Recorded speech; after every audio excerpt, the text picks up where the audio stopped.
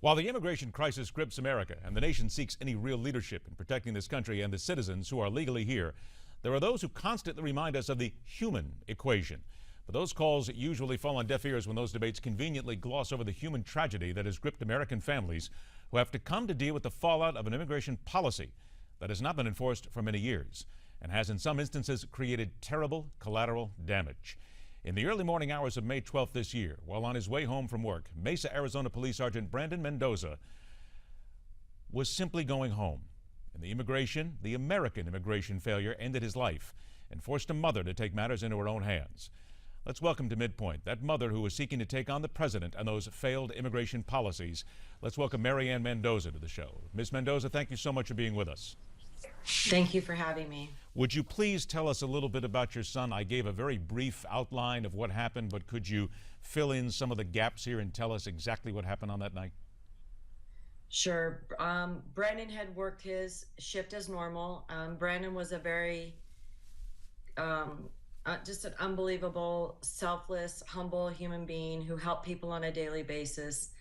Had been given a big project in Mesa on the south side of cleaning up a park area, which he had done diligently for almost a year and a half, and had helped many, many people, gotten rid of crime and drug dealers, and made a park in a neighborhood family friendly again, where people felt like they could take their children. The children looked up to him. He got security cameras installed in the park so that the children felt that they could be there playing basketball, and several of them said that they always knew Brandon was there watching. They could look up on the hill and see him parked with binoculars watching over them while they were playing. He was a big advocate of getting crime off the streets and drug dealers and just making the community safe. The accident itself, would you tell us what happened? He was driving home from work, and a chase had been going on for quite a while on 4 different valley freeways for probably 35 miles of an illegal who was driving drunk and high on meth. And Brandon was on an off ramp. It was a single lane off ramp, merging from one freeway to the other. And this man was driving the wrong way and hit my son head on and killed him. He had no insurance. He had no driver's license, yet he was able to register a vehicle to drive. And, you know, a vehicle is a lethal weapon, especially when you're behind the wheel drunk and high on meth. And I just feel that something needs to happen, and the American public needs to stand up and stop being afraid to say something about illegal immigration, especially illegals who are committing crimes in our country and killing our brothers, our sisters, our sons, our husbands, our mothers. You know, it's an epidemic that needs to be stopped. You wrote a letter to President Obama, and the letter has been reprinted in several different newspapers. The Arizona Republic, I believe, is one, and several other places have carried it.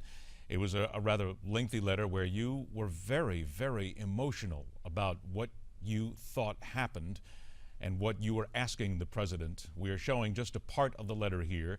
It says, "This man, this repeated lawbreaker, was allowed to be released, and he continued breaking the laws in our country until what? I want answers that make sense. I want answers from you personally as to why this criminal was allowed to stay in our country until he took my son's life." Have you had any response to your correspondence with the White House? Absolutely not. How long ago did you write that letter? And he may act like he's getting rid of the criminals in this country, but what he's doing is lowering the standard of what we expect from illegal immigrants in this country. He's lowering the standards. He's raising the limit of the amount of laws they're able to break and the crimes they're able to commit before they can be deported. And, you know, we're lowering the standard in this country and allowing people in this country who have no business being here, and if they're actually looking for a better life, then come here and make a better life. Don't come here and create chaos and kill U.S. citizens. There are many people who, every time the discussion comes up about these immigrants, they will call them refugees instead, as you just alluded to, just slightly there, that they will call them refugees, simply coming here looking for a better way of life. What then would you and others, let's just talk about you. What do you want to see happen in order to still remain humanitarian towards these people and still allow them to become citizens and make this country all one group of legal citizens? It's like I said in my letter, I raise my children not to see a person's skin color, but to see how they conduct their lives. This country's made from people immigrating here. However, there is a right and a wrong way to do it. And all of our ancestors did it the right way. They lived a life abiding by the laws. And to just think that you can come over the border and create a new life and commit crimes and you're sent back and you're deported and you change your name and you come back over the border and you start it all over again. This is the kind of activity that I want to stop. The government has got to understand that, you know, maybe the whole country doesn't experience it like this, the states that border Mexico, Texas, New Mexico, California, Arizona. It is a widespread daily occurrence. Just the day before yesterday, a friend of my son's who's on the police force responded to a call where a 3-year-old child was killed by an illegal woman driving with no driver's license, no insurance or anything. This is a daily occurrence here in Arizona. You mentioned Arizona, and it's fair to point out that the gentleman you're speaking of, Raul Silva Corona, the wrong-way driver, blood alcohol content was nearly 3 times the legal limit at the time of the crash, was in the country illegally.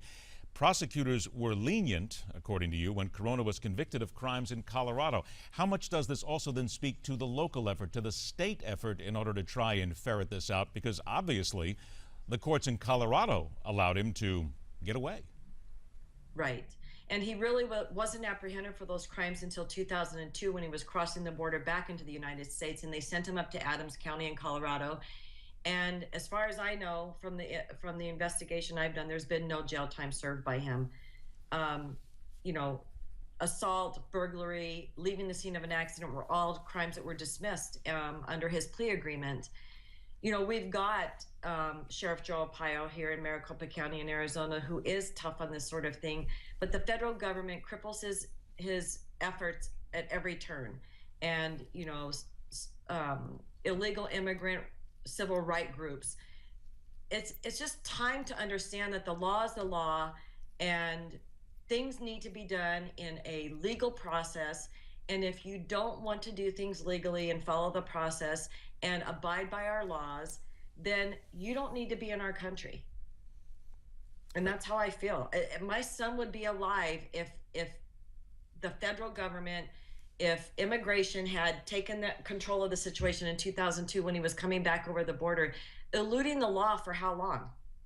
You know, and if you and I had done that, we are held accountable at a different level than the illegals are. And that's what I'm so frustrated over. You have written a letter to the president that people can read in many different locations. We've shared a little piece of it here right now. But you haven't heard from the president. No one from the White House has gotten back to you. No one has decided to answer your request, your mother's plea, if you will, to do something. How angry are you right now? It actually doesn't surprise me because I don't think that he understands things on a human level when it affects people as personally as this has affected me. Case in point, when he did not want to go down to the border in Texas when he was there, it's like I've said, you can hear a rock concert on the radio. If you don't experience it in person, you have no idea what it's about, the sounds, the feeling. And that's the same thing about not going down to the border. You have to go down there and experience it. You have to be around it. You have to hear the noise. You have to see the faces. You have to understand on a first-hand basis from people in the United States who've been affected by this and the hurt that it's caused. And this isn't just another issue. I'm not going to allow my son's death to be a statistic, like I said in my letter. My son meant too much to me and too much to this community for this just to be swept under the rug and just be another story that was on the news for a week. I have to imagine that you've spent pretty much every night since in tears. Oh, absolutely. It's gotten worse in the last few weeks, strictly because things have died down and it's just allowed me more time to think about it. And he's giving me the strength to do this on his behalf. I have to do this in his honor. And I have about 25 seconds left. Again, look the president in the eye right now. Give him 20 seconds. What would you say to him? I would say, President Obama, I need answers. I need to know that you understand the issues that I've brought to light and the things that I've talked about on the news and on the radio in the last week, that you understand on a personal level how this is affecting us, and it can't just be generalized anymore. And it can't, the standards for people coming into this country cannot be lowered any lower than they are. Ann Mendoza, we thank you so much for your time. I know it's a painful time for you and your family. We will stay in touch. We will stay on the story. You bring forth a very powerful and important message. Thank you very much. Thank you for having me. Our condolences to your family as well.